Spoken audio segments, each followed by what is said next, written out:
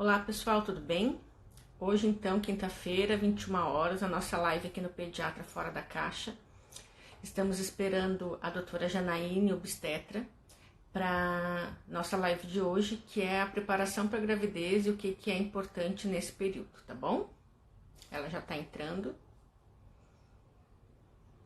E vamos estar desenvolvendo esse tema aqui, principalmente no que diz respeito ao planejamento da gestação e como a gente realmente se preparar, não só fisicamente, mas muitas vezes emocionalmente, para um período que vai ser super importante e vai transformar aquela mulher tentante numa mãe, né, num período de 9 meses após a gestação. Então nós estamos esperando a doutora Janaíne, daqui um pouquinho ela entra e nós já começamos. É meio complicado falar assim, mas o que o pediatra importa a questão de quem é recém está tentando engravidar, né? Mas existem muitas patologias que devem ser vistas antes da gestação para que a gente tenha um prognóstico do que vai ser a gestação que está por vir, né? Desde pesquisa na família de alterações genéticas, dificuldades mesmo sanguíneas, então várias coisas a gente tem que abordar nesse período pré-concepcional para ter uma segurança gestacional maior. E a doutora Janaíne deve estar aparecendo daqui um pouquinho, ó, já apareceu, já vamos começar a nossa live, tá bom?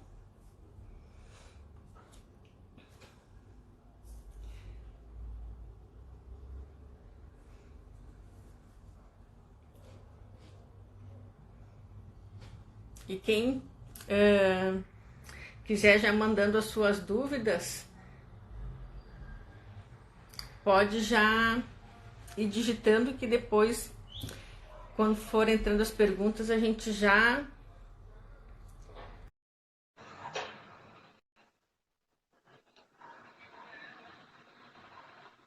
estamos conectando. Olá, Oi, seja fora da caixa. obrigada, Flávia, obrigada pelo convite. Estava fazendo uma introdução com o pessoal que estava entrando sobre a importância que é nós nos prepararmos fisicamente e emocionalmente para a gestação, né? Lembrando que muitas vezes a concepção é fácil, mas outras vezes não é. E a gente precisa estar se preparando para todas as coisas boas que vêm com a preparação para a gestação, mas também com as intercorrências que podem acontecer que não são tão boas assim, né? Sim, eu agradeço o convite para a live. É sempre uma oportunidade quando a gente tem uma palestra, alguma coisa da gente pensar sobre o assunto, né? E uma das coisas que eu pensei foi exatamente isso. Eu coloquei ali no Instagram uma caixinha de perguntas e aí Uhum. pipocou sobre que suplementos, ou precisa tal vitamina, precisa essa vitamina, precisa aquela, mas e a preparação emocional, como tu falou, né? E a preparação Sim, física para isso. Então, realmente é uma tecla muito importante para a gente conversar. só estou ajeitando aqui o meu, mas tá tudo tranquilo. Uhum. Então, assim, sempre, as minhas duas gravidezes foi meio de susto, eu não me preparei para nenhuma delas. E na minha segunda gestação eu tive um retardo de crescimento intrauterino, que até precisei ficar de repouso os últimos quase 60 dias, para que não baixasse mais o peso.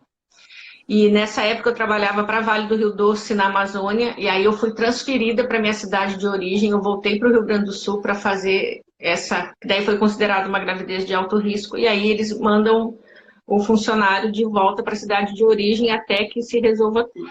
Uhum. E na minha família já tinha um histórico, né, de perdas, a minha mãe teve uma perda, não neonatal, mas uma perda fetal, a minha avó também, a minha irmã mais velha, que foi a primeira a ter filho, ela fez uma eclâmpsia com síndrome HELP. A minha sobrinha nasceu de 29 semanas, a minha irmã foi para UTI, ficou Nossa. depois internada, eu acho que quase 10 ou 12 dias com hipertensão. E a partir disso, quando eu engravidei, nós tivemos o mesmo obstetra, ele já fez aí uma prevenção na época com a AS para pelo risco, e aí ele orientou a minha irmã a não engravidar mais, a minha irmã não engravidou, pelo risco de ter um maior, né? E aí a família toda sempre nessa coisa de, quando daí os próximos engravidaram, a coisa foi mais planejada, não foi tão fácil para minha outra irmã mais nova, também teve uma perda fetal. Então, assim, cada mulher tem as suas características, né? Mas ter um obstetra de confiança e realmente se preparar. Eu vejo que a minha preparação emocional não foi boa e isso repercutiu muito no meu puerpério. Então, eu achei muito importante a gente falar sobre as tentantes, né, e sobre mulheres, muitas vezes, que demoram quando decidem ter filhos, elas acabam demorando por engravidar. Isso causa uma angústia muito grande. Isso uma das minhas irmãs passou quando ela desistiu, aí veio a nenê. E então, assim, é uma angústia toda para a família, e aquela questão, será que eu tô, faz exame, não tá? É muito difícil, né? É, realmente.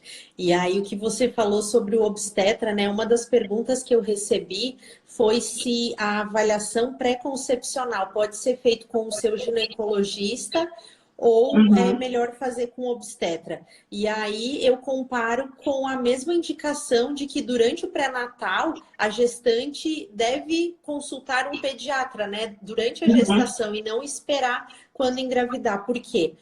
Não que o ginecologista não possa fazer, com certeza todos nós somos capazes para isso, para fazer avaliação pré-concepcional, mas o olhar do obstetra já vai estar focado justamente para essas questões que você falou, assim, a gente vai investigar todo o histórico familiar, já vai começar a pensar o que pode acontecer nessa gestação, né? Então, a avaliação pré-concepcional é muito para isso, né? Para a gente pensar quais são os fatores de risco para essa mulher, o que a família dela traz, o que a história do parceiro traz. E o que ela, a partir dos hábitos de vida e tudo o que a gente pode mudar desde agora para tentar prever e evitar complicações na gestação.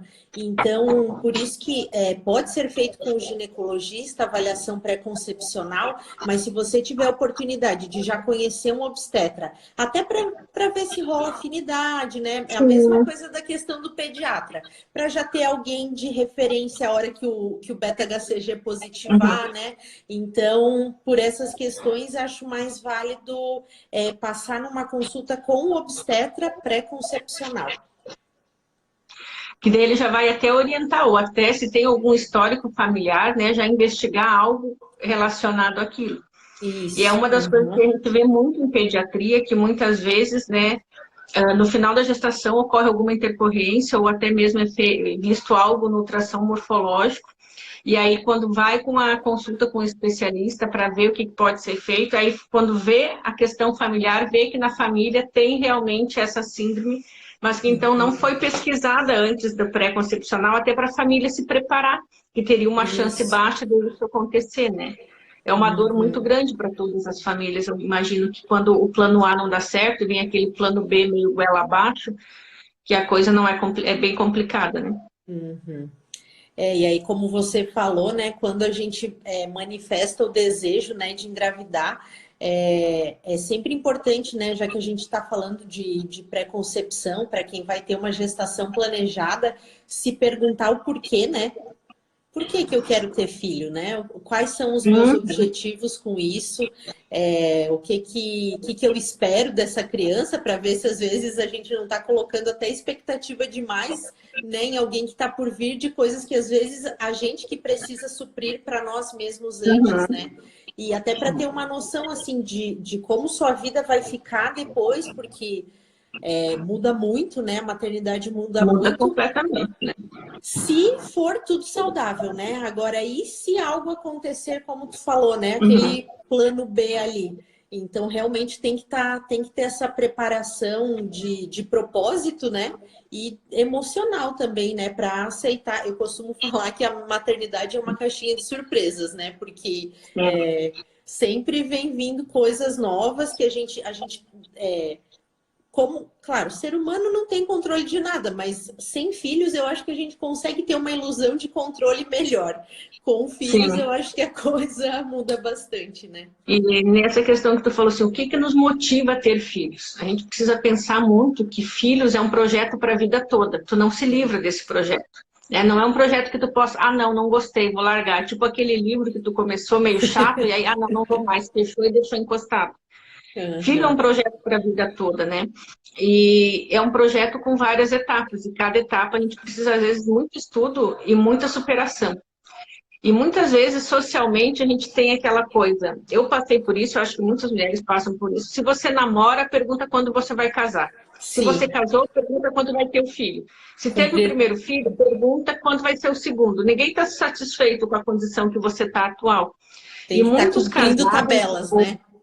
e sem falar que a mulher tem essa questão da idade biológica, então tem muitas mulheres que chegam próximo aos 40 anos, endoidecidas para ter um filho, e muitas vezes o parceiro não está preparado, porque o homem tem uma idade biológica diferente da nossa. É. E eu percebo, quando eu recebo no consultório alguns casais, que muitas vezes o bebê chora muito e tu vê que a coisa não está caminhando como deveria, aí tu vai ver, tu consegue sentir que aquele casal não está em sintonia.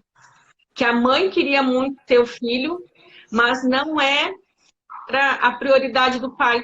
E aí, às Uhum. vezes, o parceiro acaba não ajudando após o nascimento. É aquele parceiro desconectado que faz o mínimo e a mulher acaba se frustrando. Muitas vezes eles passam um puerpério muito tumultuado, porque era um desejo muito dela Da e não mãe, do né? casal.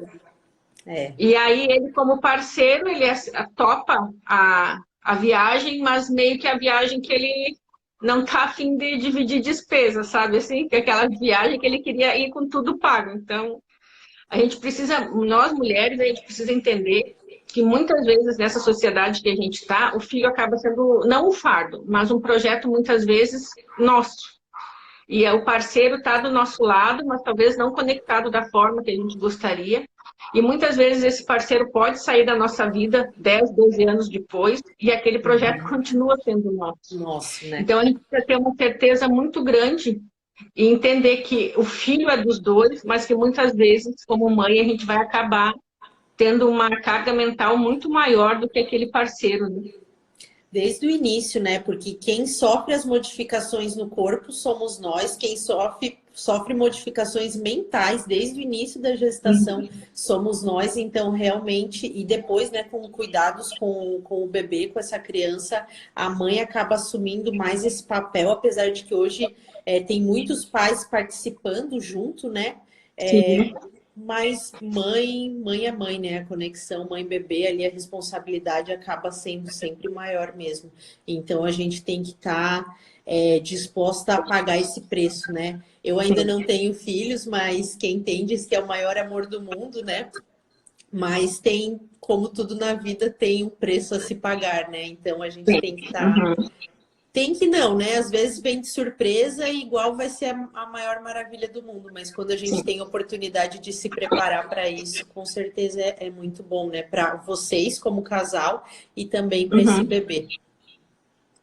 Jana, e como que tu orienta que seria bacana as tentantes iniciar, então, esse processo do planejamento da gestação, assim? Tá. Então, o ideal seria a gente começar esse processo pelo menos 3 meses antes das tentativas de fato, né? Então, a consulta com o obstetra ou com o ginecologista, o ideal é que ela fosse uns 4, 5 meses antes da data que você quer começar a tentar. Por quê?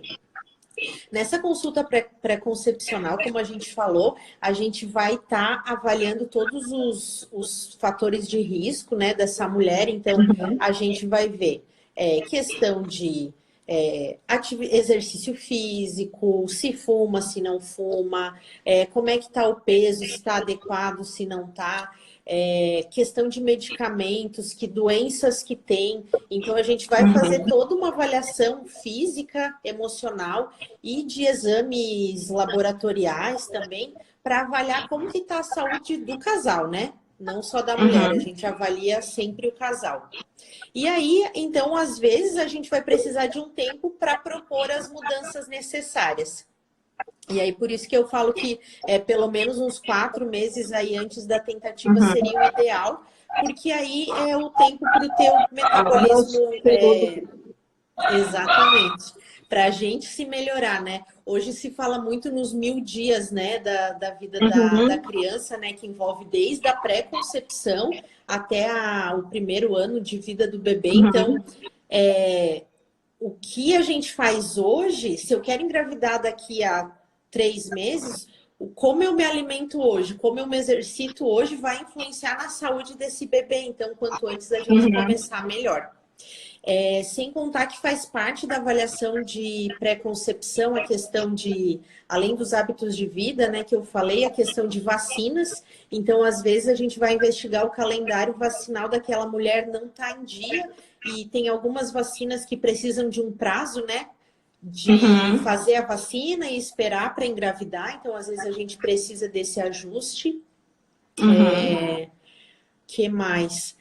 E basicamente isso, às vezes, sei lá, a gente diagnostica um hipotireoidismo no exame uhum, pré-concepcional. Então, primeiro a gente vai ter que estabilizar esse hipotireoidismo para daí depois iniciar as tentativas. Ou uma pressão alta, um sim. diabetes, né? Qualquer condição assim, Porque se pode essas falar. próprias condições podem atrapalhar a concepção, né? E fazer com que até demore a gravidez ou até induza uma perda Exatamente. fetal precoce se a gente não a tratar adequadamente, né? Exatamente. Diabetes gestacional, síndrome dos ovários policísticos, hipotireoidismo podem dificultar engravidar e aumentam as taxas de aborto. Então, na consulta Trombofilia pré-concepcional. a gente vê bastante, né? Subdiagnosticada e aquela mulher vem com várias perdas fetais até que um santo Sim, obstetra vê e trata e a mulher engravida e finaliza a gestação lindamente, né? aham, Então é importante mesmo. Até para a gente não passar por essa dor, né, de perdas fetais recorrentes, que recorrentes. tira nosso empoderamento e fica aquele medo, né, aquela angústia, algo que deveria ser bom, se torna Uhum, extremamente angustiante para aquela família. exatamente. Ai, me perdi no que eu ia falar. Alguma coisa sobre. Ah, sim, sobre as doenças, né? Então, no rastreio pré-concepcional, hoje a gente consegue ter uma gama de exames que já Uhum, nos dizem o risco de ter um abortamento. Então, muitas vezes a gente consegue, não que a gente vá fazer pesquisa de trombofilia na primeira uhum. avaliação pré-concepcional, Sim, isso sim. não tem indicação, mas outras coisas do tipo um exame de Neisseria, um exame de clamídia, um exame de Uhum, tireoide, que pode evitar um aborto né, todo o peso, né, toda a consequência uhum. psicossocial que isso envolve. Sim. E uma outra coisa, depois que as mulheres, né, tendo os exames tudo bem tranquilo, eu lembro que na época que eu engravidei, a obstetra pediu para que eu tomasse o ácido fólico na minha segunda gestação. Porque como a primeira foi meio de susto e teve a eclâmpsia da minha irmã, eu comecei daí a tomar o AS na primeira. E na segunda, ela me indicou iniciar o ácido fólico pré-concepcional. Eu não sei se isso ainda é real, se é indicado essas suplementações antes de tentar. Sim, aham. Hoje, bom, da parte nutricional cada vez está saindo mais estudos, né? Então, cada vez vai Uhum, incluindo mais coisas aí no pacotinho uhum, de gestação e pré-concepção. Mas uma coisa que é consenso mundial é o ácido fólico. O ácido fólico, uhum, idealmente, deve ser iniciado pelo menos um mês antes da concepção. Porque o ácido fólico é uma vitamina que ela age prevenindo os defeitos do tubo neural do bebê, né? O que é isso? uhum, Malformação de crânio até o finalzinho da coluna ali. E aí, essa formação atua principalmente naqueles primeiros meses, quando a gente ainda não descobriu que está grávida. Por isso, começar a tomar pelo menos um mês uhum, antes. E outra coisa importante é que a gente fala muito em ácido fólico, né? Mas hoje a recomendação é a gente usar o metilfolato. Por quê? uhum, Ácido fólico é uma substância que, para ser ativa no nosso organismo, tem que ser convertida em metilfolato. E em torno de 15% das mulheres não tem essa enzima que faz a conversão em ácido fólico uhum, a metilfolato. Então, às vezes, eu fico tomando ácido fólico, e não está fazendo efeito para o meu organismo. uhum. Então, hoje a gente já existe várias fórmulas no mercado do metilfolato pronto. E aí todas as mulheres vão conseguir absorver. O que não adianta também tomar algo que não faz efeito, né? É, E aí, exatamente. Às vezes, por exemplo, tentantes de muito tempo, né? Ah, e daí tem a outra questão também dos estudos que associam ácido fólico ao autismo, né? uhum, Porque a dose usual do ácido fólico, que mais se encontra nas farmácias, é o de 5 miligramas. Então, às vezes, a pessoa está uhum, 2 anos tomando ácido fólico de 5 miligramas para esperando a gestação. E sim. hoje a gente usa, e esses estudos de autismo, apesar de não ter nada definido e comprovado ainda, né? Eles associam o uso de altas doses de ácido fólico ao autismo. Mas o metilfolato a gente já usa em doses ideais, que seriam de 400 microgramas. Para a maioria das mulheres, isso é o suficiente. Para algumas condições, você saber já isso desde antes para saber se.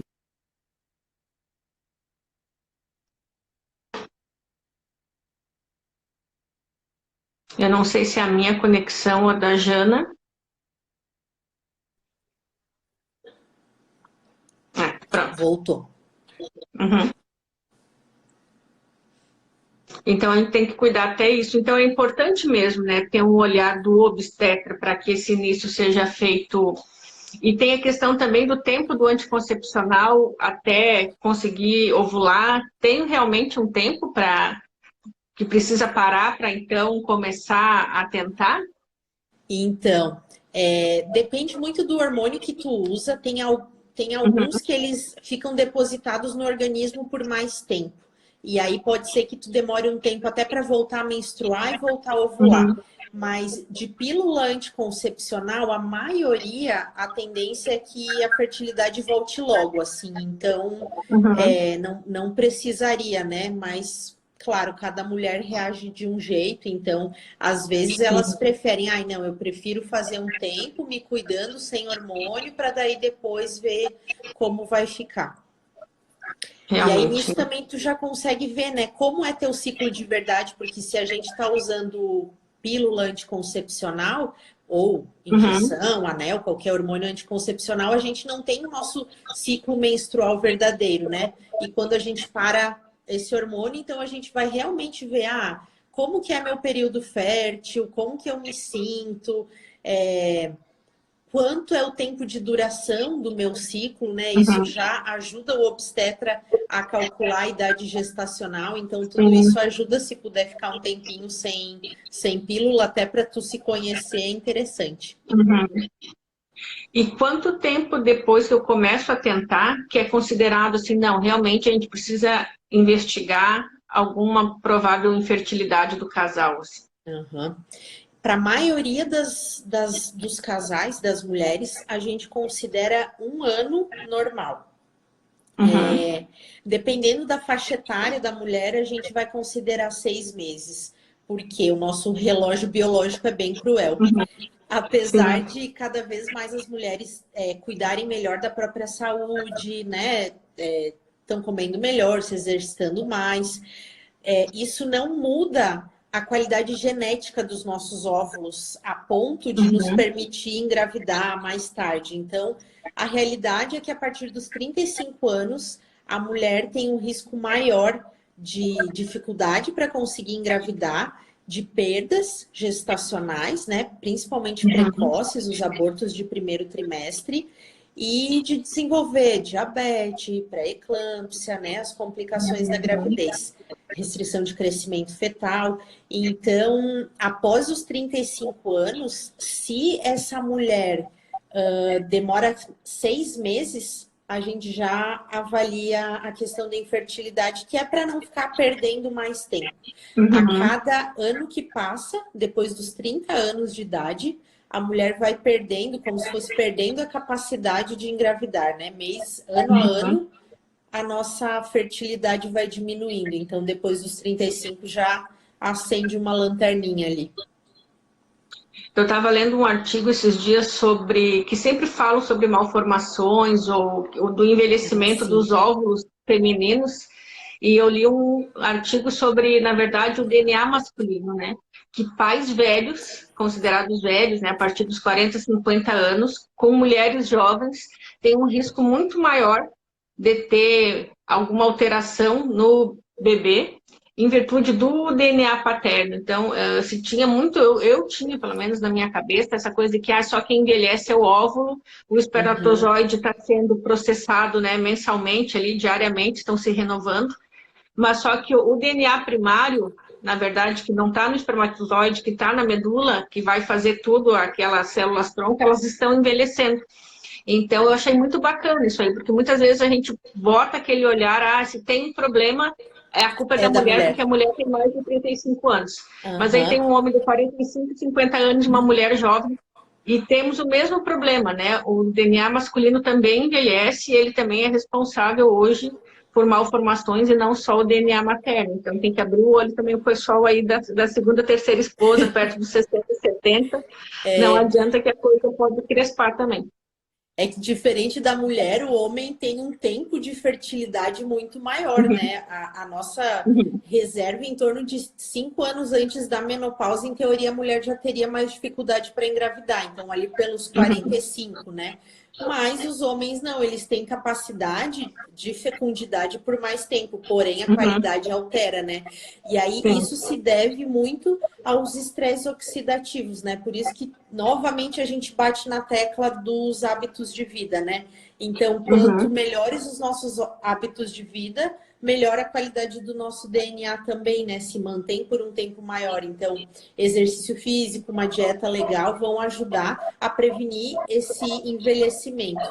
E aí hoje também se fala, por isso que eu falei que cada vez mais se tem uma gama de suplementos maior para a gente usar, uhum, porque hoje também se fala em selênio, cobre, zinco como suplementos que poderiam diminuir o estresse oxidativo e melhorar uhum. a qualidade, então, dos oócitos e dos De espermatozoides, né? tudo, né, naquela hora da reprodução.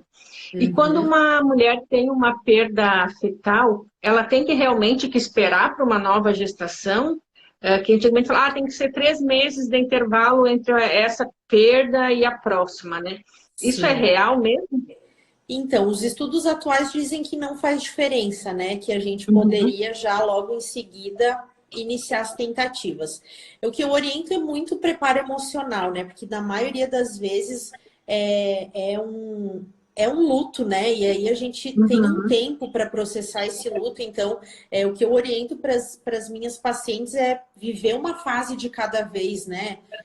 Viver o luto dessa perda e se preparar, preparar o corpo.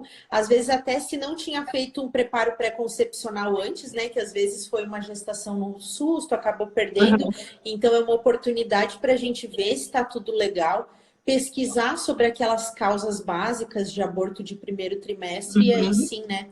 Preparar para uma próxima gestação.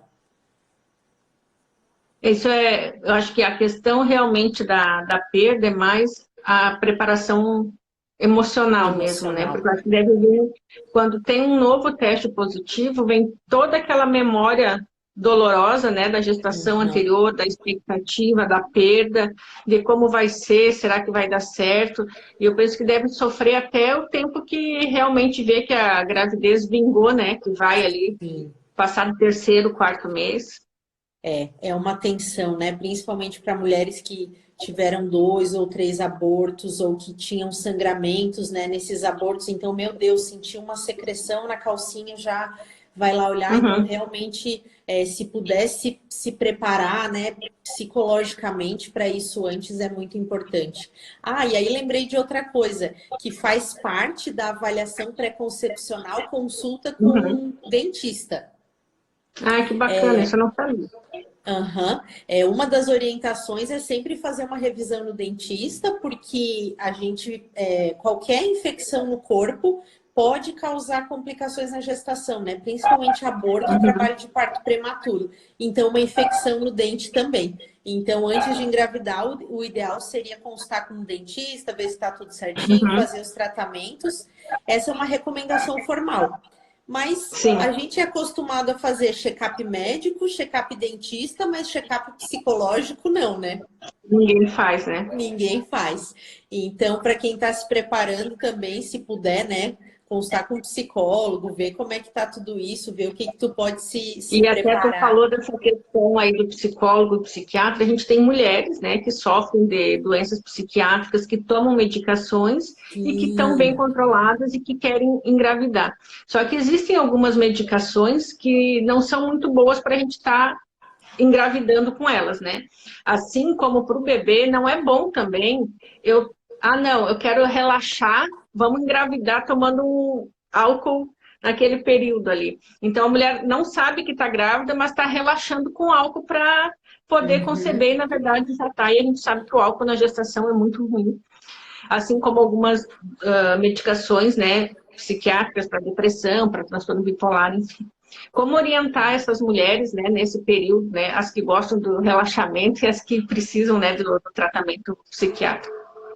Então, essa questão do psiquiatra é muito importante, né? Porque, como a gente falou, é muito importante a gente estabilizar as nossas doenças de base antes de engravidar. E se eu tenho algum transtorno psiquiátrico, né? Seja uma depressão, seja um transtorno de ansiedade, bipolaridade, alguma condição assim, é muito importante que eu esteja estabilizada com drogas, com medicamentos compatíveis com a gestação, né? Então, Uhum. principalmente para essas mulheres, esse acompanhamento é muito importante, né? Com o psiquiatra em conjunto. Da mesma forma que muitas mulheres pensam: ai, não, eu vou engravidar, então eu não quero usar nenhum medicamento, então eu vou parar Uhum. tudo para engravidar. Não, a gente tem muitas medicações que são seguras, vai ser muito mais prejudicial para você e para o bebê não tratar, né? E aí Sim. deixar um transtorno depressivo ou de ansiedade, qualquer coisa, se exacerbar, do que tá bem tratada com uma medicação segura. Ó, tem uma pergunta aqui da Fernanda, se pode pintar o cabelo na gravidez. Então, pintar o cabelo na gravidez ainda não tem nenhum grande consenso sobre isso. De uma maneira geral, o que a maioria das recomendações traz é o seguinte: depois das 20 semanas de gravidez, sem tocar a raiz e com tinta sem amônia. E aí o legal Uhum. é evitar metais pesados, né? Mercúrio, cobre, esse tipo de coisa. Tem uma outra pergunta aqui sobre medicações para ansiedade e amamentação. Depende muito da medicação para ansiedade. Tem É, algumas que podem, tem outras que não são compatíveis com a amamentação. Então, principalmente os que são faixa preta, né, remédios à base de benzodiazepínicos ou outros, como o Rivotril, diazepam, a gente precisa ter um bastante controle muito cuidado, né? rígido na amamentação, né? E na gestação, então, nem se fala. Precisa ter todo o acompanhamento psiquiátrico do risco-benefício com remédios, né, que são de controle especial, porque tem muitos que afetam e dão até síndrome de abstinência no bebê, né? Então a gente precisa ter Sim. cuidado. Às vezes usa por um período e lá perto do parto começa a fazer o desmame, né? Tudo isso a gente consegue ir cuidando. E uma Em outra pergunta relação... aqui, quais os tratamentos estéticos não são seguros para fazer na fase de tentativa? Então, gente, isso é bem delicado. Por quê?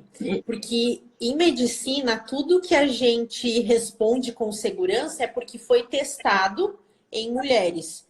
Só que Uhum. está surgindo muitos tratamentos estéticos novos e é Nem todos antiético. conseguem ser testados, né? Exatamente, a gente não vai ficar testando isso nas mulheres grávidas para ver se dá algum problema ou se não dá. Então a realidade é que a gente não tem muitos estudos para liberar ou para não liberar, então tem que tomar muito cuidado E com o aí é tipo uma de. decisão, né, Diana, que a gente precisa tomar e entender que quando a gente for engravidar, gestar, parir, amamentar, vão ter várias coisas do nosso eu que vão ter que ser deixadas de lado.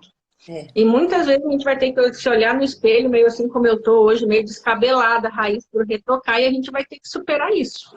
Mas é uhum, uma preparação emocional para engravidar, para gestar e para parir. Então, uhum.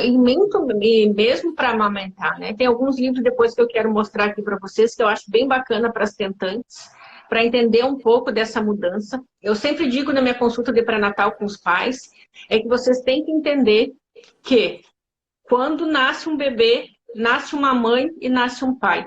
Aquela pessoa que você era até então, ela vai deixar de existir com prioridades diferentes, planos de vida diferentes. E começa desde coisas simples, né? A gente pensa, ai meu Deus, não. Você vai deixar de ir naquele restaurante preferido que não tem área kids, para ir num restaurante que tenha sala de amamentação. Você vai deixar de viajar com amigos para viajar em família. A primeira coisa que você vai perguntar num hotel não é para saber se a sua sacada é de frente do mar, é para saber se tem recreador, pelo menos um período do dia para você poder descansar. Então, todas essas modificações a gente precisa entender, e eu falo muito isso agora porque eu levei anos para entender. Né? Então, eu causei um sofrimento desnecessário nas minhas filhas, porque eu não entendia que eu era uma pessoa diferente. Eu buscava e me segurava naquela Flávia anterior à gestação, e muitas vezes deixava de viver o meu máximo como mãe, porque eu ainda estava olhando para trás. Uhum. E quando eu comecei a entender o que era a humanização do parto e nascimento, nesses últimos 5, 6 anos, isso foi como, para minha maternidade, foi algo assim que me enriqueceu, porque eu entendi os processos, que até então nunca ninguém me falou que tinha. E muitas pessoas não falam ou não acreditam porque as pessoas, mas não tem evidência científica. Tem, só que as pessoas não leem e não divulgam. A gente se foca muito nas evidências científicas de medicações, protocolos de tratamento, mas quando se fala em neurociência, em emocional, em inteligência emocional, a gente não vai atrás e aí não acredita porque não estudou. E no fim a gente perde muito do processo de tentar, né, gestar, parir, amamentar e viver com essa nova vida com nossos filhos, porque a gente não tem uma bagagem para lutar muitas vezes contra uma força que a sociedade traz, né, de coisas que são inadequadas. Então, eu acho que dentro a tentativa, as tentantes precisam entender isso, né? E talvez eu deveria entender também, naquela época, que o componente físico é super importante, mas o componente emocional também é, né? Uhum. Eu recentemente eu li um texto, hoje em dia, né, tem perfis maravilhosos no Instagram e era uma mãe que falava de algo como que muitas vezes depois de ter um filho, a mãe busca se reencontrar, mas ela não vai se reencontrar porque ela não vai mais encontrar aquela mulher, ela é uma nova mulher, né? Então, realmente... E aí eu vou mostrar aqui os livros que eu separei, que eu acho bem bacana, e que eu gostaria que tivesse na minha época. Um deles chama A Maternidade e o Encontro com a Própria Sombra, que é da Laura Gutman. Uhum. E um da Thaís Vilarino, que tem um perfil no Instagram, A Mãe Fora da Caixa, muito bacana, que é a mãe recém-nascida. Esse eu não conheço. Esse é bem bacana também, fala de todos os dias, de como foi o processo dela após o parto, passar o puerpério, e aí tem uns locais para você escrever seus pensamentos, então, assim, é bem bacana. Que legal. Como que é o nome desse, Flávia? Mãe Recém-Nascida. Tá. Da Thaís Vilarino. E aí tem um outro que é quando você... esse é muito bacana, eu recebi essa semana, mas eu li pela internet um tempo. É do Deepak Chopra. Eu não sou uma pessoa que tem religião, eu sou meio agnóstica, eu acredito em Deus, mas eu não me pego muito assim a... Então, aquilo que eu acho bacana, que vai talvez melhorar assim a minha vida, E aí eu me deparei com esse livro aqui que chama Um Guia Holístico para a Gravidez e Nascimento. E o que eu achei bacana é que para cada fase da gestação e do trabalho de parto, ele propõe meditações. Olha. Então, é uma coisa assim bem bacana. Então, assim, e aí ele vai explicando a importância da gente se conectar com cada fase da gestação, e aí ele propõe as respirações para que a gente vá se preparando para esse monte de emoção que vai vir, né? Coisas da nossa infância, aquelas dores que a gente precisa parir. Então, ele dá mecanismos de respiração e meditação para te já ir se preparando para essas dores que vão vir avassaladoras na nossa cara e para a gente não ficar, assim, desnorteada, né? Eu achei bem bacana. Uhum. E tem um livro também, que é mais ali para o final da gestação, mas como a gestação, gente, são 9 meses, mas passa muito rápido. E vocês não vão conseguir ler mais nada depois que o bebê nascer. Tem um livro muito bom, que chama Manual Prático do Aleitamento Materno, que é esse aqui, ó. É do pediatra espanhol Carlos Gonzalez. Infelizmente, ele não tem perfil no Instagram, mas ele tem livros maravilhosos, como o Bésame Mucho, que é da criação com apego, e o Meu Filho Não Come, que também. Mas o que é bacana nesse livro dele de amamentação? Ele não fala sobre fisiologia da amamentação, nem da foto de ductos mamários, mas ele fala muito sobre cada problema que a gente enfrenta, tanto socialmente, né, quando o bebê chora, que o pessoal fica dizendo teu leite é fraco, eu desempoderando as mulheres. Então ele fala muito sobre rede de apoio e fala todas as evidências científicas para você se resguardar e ter a bagagem que você vai precisar para lutar contra essas coisas negativas que vão te dizer. Então é isso que eu gostei muito dele. Então ele fala muito sobre isso. A maioria das mulheres se depara muito com esse desafio quando tá com o bebê, né? Então, se pudesse preparar antes, realmente é muito legal. E outro também que é os 60 dias de neblina, né? Também é da Rafaela Carvalho. Ele é super leve, é uma leitura bem descontraída e aborda muito esses dois lados da maternidade, assim, que uma hora dói e uma hora é uma alegria imensa, uma hora é triste e a outra hora é a maior felicidade da vida. Então, essa dualidade, ela aborda de uma forma bem linda, assim, é bem interessante também. E não adianta, tudo quando a gente resolve desenvolver um projeto profissional, a gente estuda um monte, se dedica, né? A maternidade é isso, não tem mais como a gente criar os nossos filhos hoje com a mentalidade dos nossos avós. As crianças são completamente diferentes, o cérebro é diferente, as conexões neurológicas são diferentes. Então, a gente precisa se preparar, porque nós ainda temos, eu sempre digo, né? A minha geração, eu estou com 45 anos, ainda tem um cérebro da geração antiga, e eu já estou vendo crescer bebês com um cérebro completamente diferente do jeito do funcionamento do meu. Assim como eu não vou conseguir ensinar a ler uma criança que está nascendo agora, porque são mecanismos cerebrais diferentes, a gente precisa conhecer esse novo... Eu falo que o homem vai ser um homem sapiens, sapiens, sapiens. Ai, sapiens, sabe?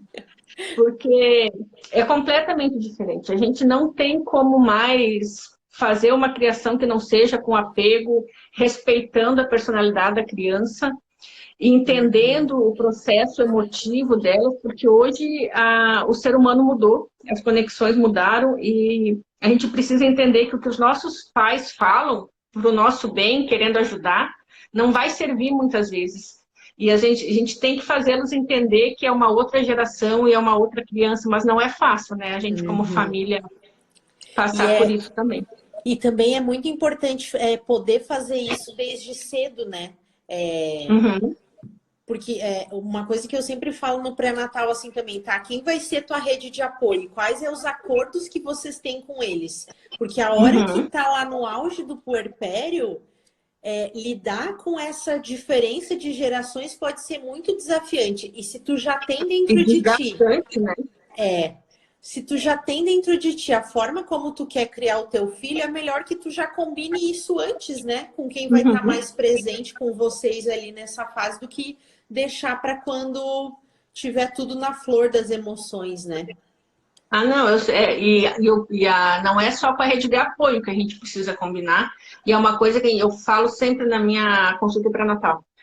O combinado precisa ser entre o pai e a mãe também, né? O que cada um vai fazer, principalmente naqueles momentos de 40 dias.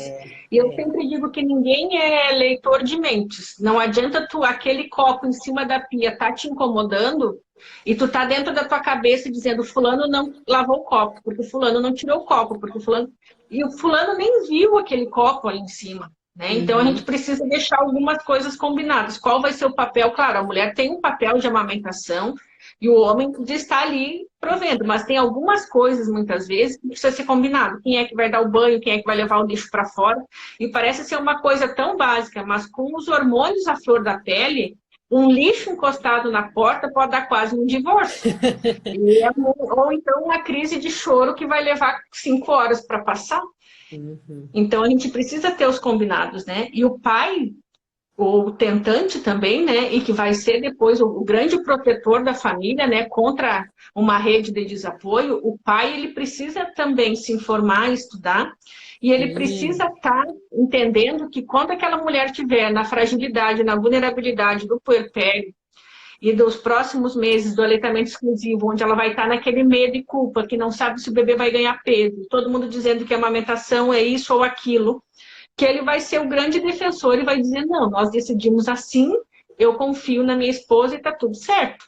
Ou então, para evitar atrito na família, entrar por um ouvido e falar, eu sempre falo, faz um sorrisinho de Mona Lisa.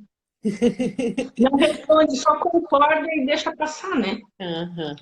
São coisas que precisam muito, né? E se a gente está falando em pré-concepção, é melhor conversar isso entre o casal antes.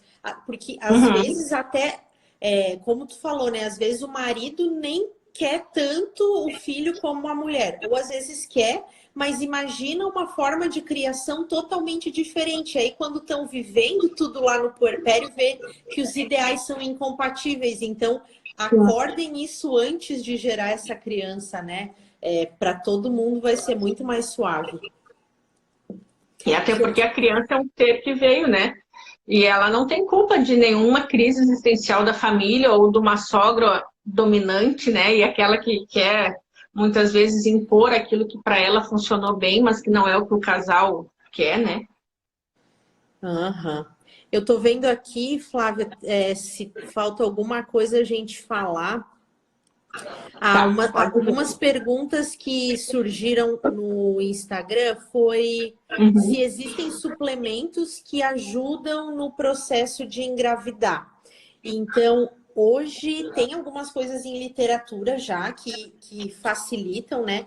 Como a gente falou, essa questão dos hábitos de vida fazem toda a diferença, né? Desde alimentação, exercício físico, mas existem alguns tipos de alimentos que favorecem mais o sistema hormonal e facilitam a gravidez. São alimentos ricos em zinco e vitaminas do complexo B, que é germe de trigo, grão de bico, azeite, ovo. Então, são alimentos que ajudam. O ovo é rico em colina, né? Colina é uma substância que hoje também está muito associada à qualidade dos óvulos para a mulher, né? Então, é um suplemento que pode ser interessante. E acho que isto, além do ácido fólico, que a gente já falou, que aí o tempo, então, pelo menos um mês antes de começar a engravidar o ácido fólico.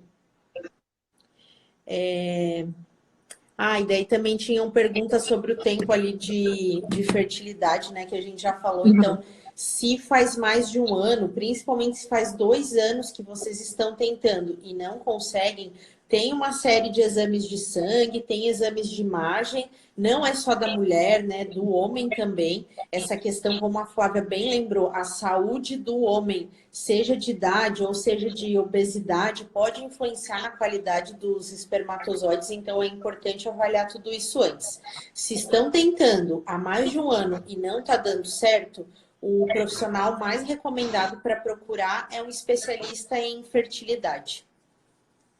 O obstetra pode fazer a investigação inicial, mas o especialista em fertilidade é quem vai dar os tratamentos adequados. Na minha família, por parte de mãe, meus primo, né, tentava engravidar e não conseguia, eles foram para a investigação, ele tinha varicocele, aí foi corrigida a varicocele, mas levou 2 anos para descobrir isso. E aí, corrigiu e ele engravidou. Pronto, né? Eu tenho vários casais com esse mesmo relato, assim. Ou era uma coisa simples também, ia lá, baixa contagem, mudou os hábitos de vida, suplementou umas vitaminas, pronto, engravidaram. Eu lembro, a meu pai conta que meu pai são 6 irmãos, e a minha avó teve o meu pai e a minha tia, depois ela ficou quase 6 ou 7 anos sem se cuidar, ela não engravidou. Aí depois veio mais 4 filhos. Então ela teve um período aí de infertilidade e aí depois curou sozinha. E aí depois se descobriu que ela depois mais tarde tinha diabetes tipo 2. Mas ela ficou quase 5 ou 6 anos sem engravidar. E depois teve um atrás do outro. A última gestação, acho que ela tinha 46 ou 47 anos. Nossa, olha E só. deu esse intervalo, né? Naquela época o pessoal não usava método contraceptivo, então era Aham. quando vinha. Tu falou nisso e eu pensei também numa coisa que às vezes assombra muitas mulheres, né? Que é o diagnóstico da síndrome dos ovários policísticos. Ah, verdade. Muitas, a gente tem três causas principais de infertilidade na mulher, né? São distúrbios hormonais, endometriose e aderências abdominais. E aí, entre os distúrbios hormonais, um dos mais prevalentes é a síndrome dos ovários policísticos. Só que o que acontece hoje é um superdiagnóstico dessa síndrome. Então, às vezes, tem meninas que com 13, 14 anos recebem um diagnóstico de síndrome dos ovários policísticos e acham que para a vida inteira vão ter dificuldade de engravidar. E aí, às vezes, não se cuidam e tem gestação indesejada, ou às vezes ficam deixando meio assim porque acham que, não, eu vou precisar de muito tempo sem pílula para engravidar e de repente, de primeira já engravidam. Então, tomar cuidado com esse diagnóstico, porque por um tempo na medicina a gente fazia ele de uma forma errada, assim, adolescente com policistos ao ultrassom não quer dizer que essa menina tem síndrome dos ovários policísticos. Irregularidade menstrual no início da vida, do ciclo menstrual da mulher é natural, então não se prendam a esse diagnóstico. Então tá bom. Tem mais alguma perguntinha aqui? Vamos ver. Acho que não. Nossa live já está com 51 minutos. Não sei o que tem aí no teu... Quer conversar mais alguma coisa que faltou? Senão a gente pode... Não, acho que é isso, Quer deixar Flávia. uma mensagem final para as nossas tentantes? Então é isso. Cuidem de si, né? Como a gente frisou muito aqui, desde antes da gravidez, cuidem do seu corpo, da sua mente, busquem auxílio de profissionais que vão ser a rede de vocês durante essa gestação e tenham bons propósitos, né, para trazer esse bebê para a vida de vocês. É isso aí. Lembrando sempre que a gestação é uma jornada, né, de autoconhecimento e que isso pode trazer muita angústia, mas não tem mulher que não se transforme beneficamente, né, nesse caminho da maternidade. Eu agradeço, Jana, né, numa plena quinta-feira tu tá aqui comigo. Agradeço o pessoal que veio aqui nos assistir. Gratidão e um beijão. Nos vemos aí nos parques da vida. Muito obrigada. Um beijo. Até. Tchau, tchau. Obrigada. A nossa live ela vai estar no YouTube. Eu vou subir, agora eu vou baixar ela. Vai estar no canal do YouTube do Pediatra Fora da Caixa. E também o áudio vai estar no Spotify, no canal do Pediatra Fora da Caixa. O pessoal pode escutar no trânsito aí, quem não conseguiu bacana, pegar. Hein? Eu faço isso aí. Aprendi no Google. Muito bom. Beijo. Beijo. Tchau, tchau. Tchau.